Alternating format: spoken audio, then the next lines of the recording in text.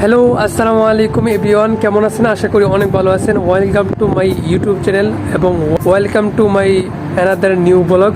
তো আজকে আপনাদেরকে বলবো যে বর্তমানে যদি ওমানের মধ্যে বাংলাদেশিদের জন্য ভিসা খুলে দেওয়া হয় এবং আপনারা যদি আসেন তাহলে সেটা কতটা যুক্তিপূর্ণ হবে সেটাই আপনাদেরকে জানাবো। দেখেন ভাই, বিদেশ প্রথমে জানতে হবে যে বিদেশ জিনিসটা, এই জিনিসটা হলো একটা কপাল।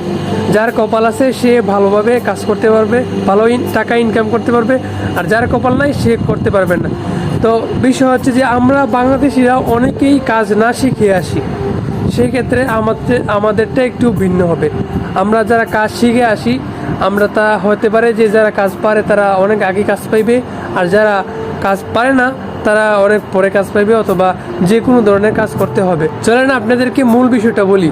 এখন যদি ওমানের মধ্যে বাংলাদেশিদের জন্য ভিসা খুলে দেওয়া হয় তাহলে এখন আসাটা কতটা যুক্তিপূর্ণ?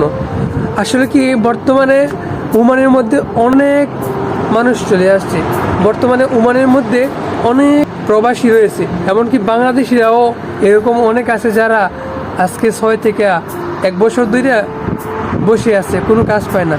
তো বিষয় হচ্ছে আপনি ওই সময়ে আসতে পারবেন যখন নাকি দেখবেন যে আপনার কোনো আত্মীয়র, আপনার ভাই, ব্রাদার, বাবা, যে কোনো আত্মীয়র একটা দোকান আছে, একটা প্রতিষ্ঠান আছে যেখানে আপনি কাজ করতে পারবেন।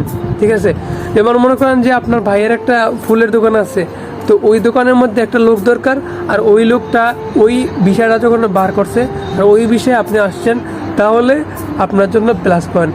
এমনিতে আপনি যদি শুধু কাজের জন্যই আসেন, যে কাজ করবেন ফ্রি ভিসা আসছেন, ওমানের মধ্যে আসছেন, তখন কিন্তু আপনার অতটা গ্যারান্টি নেই। এভাবে আসলে 100 থেকে 80% মানুষই মনে করেন যে কোনো কাজ পায় না।